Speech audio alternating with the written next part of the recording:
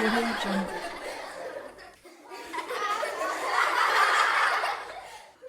Audio Jungle. নমস্কাৰ মই প্ৰাৰ্থনাই সকলো অভিভাৱককে মোৰ খেলো আৰু শিকু চেনেলটোলৈ পুনৰবাৰ স্বাগতম জনাইছোঁ। যোৱাটো ভিডিঅ'ত আমি শিশুসকলক ঘৰতে কেনেদৰে শিকাব পাৰি তাৰ প্ৰথম পৰ্যায়ৰ বিষয়ে আলোচনা কৰিছিলোঁ। আজি ভিডিঅ'ত আমি তাৰ দ্বিতীয় পৰ্যায়ৰ বিষয়ে আলোচনা কৰিম। আহকচোন ভিডিঅ'ৰ মাজলৈ আগবাঢ়ো। শিশুসকলে অসমীয়া বৰ্ণতকৈ ইংৰাজী এলফাবেটবোৰ সহজতে লিখিব পাৰে, কাৰণ অসমীয়া বৰ্ণবোৰ পাক লগা থাকে আৰু ইংৰাজীবোৰ ষ্ট্ৰেট হয়, সেইকাৰণে তেওঁলোকে ইংৰাজী এলফাবেটবোৰ সহজে লিখিব পাৰে। আমি আজি ভিডিঅ'ত ইংৰাজী এলফাবেট কেনেধৰণে শিকাব তাৰ পৰা আমি আৰম্ভ কৰিম। পৰ্যায়ক্ৰমে আমি অসমীয়া বৰ্ণমালাও কেনেদৰে লিখিবলৈ শিকাব তাৰ বিষয়েও আলোচনা কৰিম। আমি শিশুসকলক লিখিবলৈ দিয়াৰ আগতে আমি তেওঁলোকক পঢ়িবলৈ শিকাওঁ, আৰু পঢ়িবলৈ শিকালেই নহ'ব, তেওঁলোকৰ আমি বৰ্ণটো বা এলফাবেটটোৰ বিষয়ে সম্পূৰ্ণ ধাৰণাটো দিব জানিব লাগিব।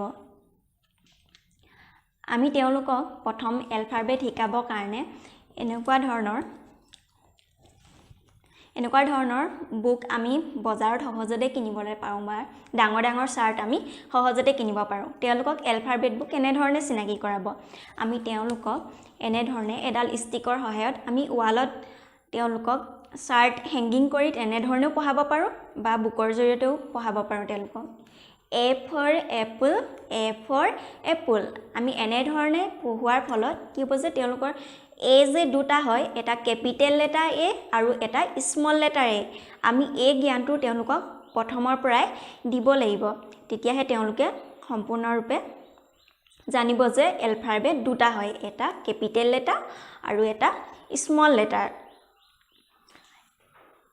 এনেধৰণে আমি তেওঁলোকক A for apple, A for apple, B for ball, B for ball, এনেধৰণে অভিভাৱকজনে তেওঁলোকক প্ৰথম এনেধৰণে পঢ়াই দিব। পঢ়াই দিয়াৰ পাছত তেওঁ যেতিয়া নিজে অলপ অলপকৈ পঢ়িবলৈ পৰা হ'ব, তেতিয়া তেওঁক আপোনাক পঢ়াবলৈ দিব।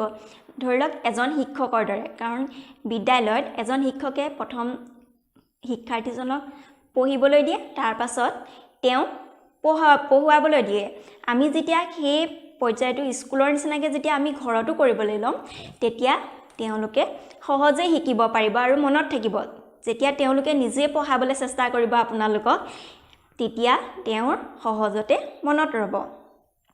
আৰু এটা আমাৰ সমস্যা হয়, যেতিয়া আমি এনেকুৱা ধৰণৰ পিকচাৰ থকা কিতাপ বা চাৰ্টত তেওঁলোকক পঢ়িবলৈ শিকাওঁ, তেতিয়া তেওঁলোকৰ এটা সাধাৰণতে ধাৰণা হৈ যায় যে এ ফৰ এপল, তেওঁলোকে এই লেটাৰটো কেনেকুৱা হয় এইটোৰ প্ৰতি গুৰুত্ব নিদিয়ে। তেওঁলোকে ৰং বিৰঙৰ পিকচাৰবোৰ দেখি তেওঁলোকে এই পিকচাৰটোৰ প্ৰতিহে বেছি গুৰুত্ব দিয়া দেখা যায়, আৰু তাৰ কাৰণে আমাৰ লিখোৱা ক্ষেত্ৰত বহুত ধৰণৰ অসুবিধাৰ সন্মুখীন হ'বলগীয়া হয়।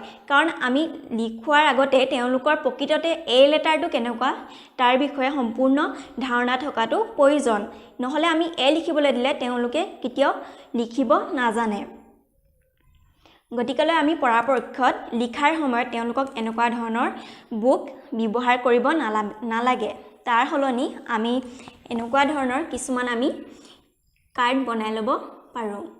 এনেকুৱা ধৰণৰ যেতিয়া কিছুমান আমি কাৰ্ড বনাই ল'ব পাৰিম, ইয়াত কোনো ধৰণৰ পিকচাৰ নাথাকে, তেওঁলোকে ইয়াত দেখিব মাত্ৰ এ লেটাৰটো, তেতিয়া তেওঁলোকে গম পাব যে এটো কেনেকুৱা হয়।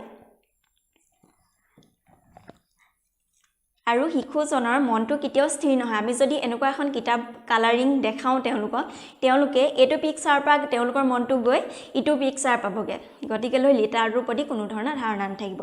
তাৰ কাৰণে আমি ঘৰতে এনেকুৱা ধৰণৰ কাৰ্ড কিছুমান বনাই ল'ব পাৰোঁ, বা প্লাষ্টিকৰ এনেকুৱা লেটাৰ থকা ABCD থকা এনেকুৱা কিনিবলৈও পায়, তেনেধৰণে আমি কিনি ল'ব পাৰোঁ। আৰু আমি লেটাৰখিনি মনত ৰাখিবৰ কাৰণে তেওঁলোকক ৰাইমছৰ দ্বাৰাও আমি তেওঁলোকক মনত ৰখাব পাৰোঁ। ধৰি লওক আমি ABCD এনেধৰণে নপঢ়াই আমি তেওঁলোকক ইউটিউবতো পোৱাই যায়, আমি তেনেকৈ নকৰি নিজে গাই পিনি যেতিয়া শিকাম ন, তেওঁলোকে অতি সহজে শিকিব। আমি তেওঁলোকক ABCD EFG HIJK LMNOP LMNOP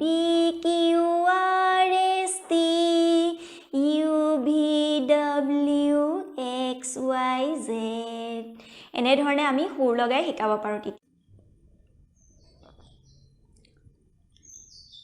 আমি প্ৰথম এ লেটাৰটোৱে আৰম্ভ কৰিছোঁ। তেওঁলোকৰ লেটাৰটোৰ প্ৰতি ধাৰণা হ'বৰ কাৰণে আমি ডাঙৰকৈ তেওঁলোকক এটা পেজত এটা এ আঁকি দিব পাৰোঁ আৰু সেই এটো আমি এনেধৰণে চুই চাব দিব পাৰোঁ। এটো ক'ৰ পৰা আৰম্ভ হৈছে আৰু ক'ত শেষ হৈছে।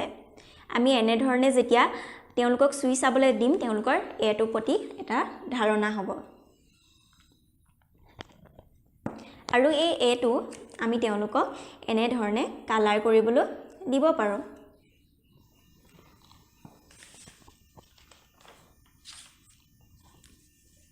নেক্সট আমি এনেধৰণে আমি তেওঁলোকক প্ৰথম পৰ্যায়ত এনেকৈ টেষ্ট কৰিবলৈ দিব পাৰোঁ, স্লাইডিং লাইন আৰু স্লিপিং লাইন।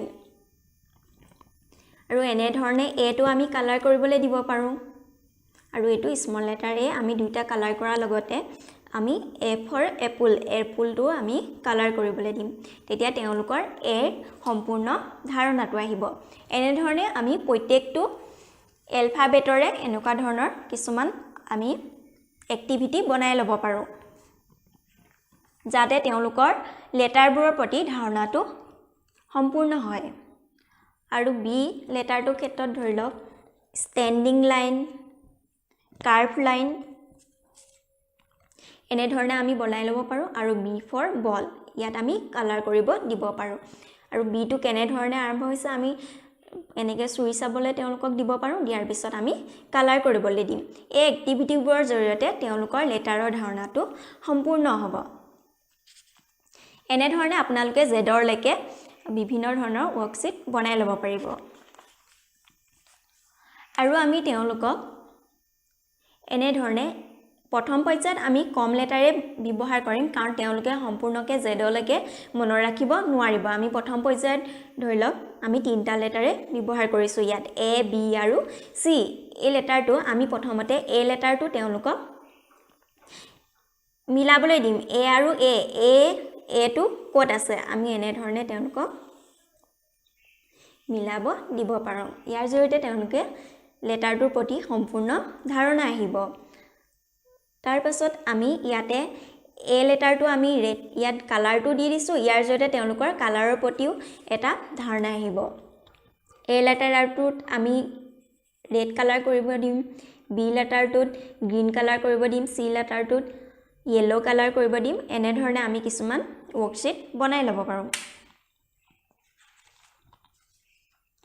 আৰু আমি ইয়াতে এলফাবেটবোৰ তেওঁলোকক এ লগত মিলাব দিব পাৰোঁ। ইয়াতে এটো ক'ত আছে এনেধৰণে সুধি বিটো ক'ত আছে বি লগত মিলোৱা। এনেধৰণে যেতিয়া মিলাব দিম তেওঁলোকৰ এ আৰু বি বা ধৰি লওক এলফাবেটখিনি তেওঁলোকৰ চিনি পোৱাত কোনো ধৰণৰ অসুবিধা নহয়। আমি এনেধৰণে ইয়াত দিব পাৰোঁ, চাৰ্কেল কৰিবলৈ দিব পাৰোঁ এ লেটাৰটো ক'ত ক'ত আছে এনেধৰণে, বা বি লেটাৰটো ক'ত ক'ত আছে এনেধৰণে আমি তেওঁলোকক চাৰ্কেল কৰিব দিব পাৰোঁ। তেতিয়া আমাৰ লিখোৱা ক্ষেত্ৰত যথেষ্ট সহায় হ'ব।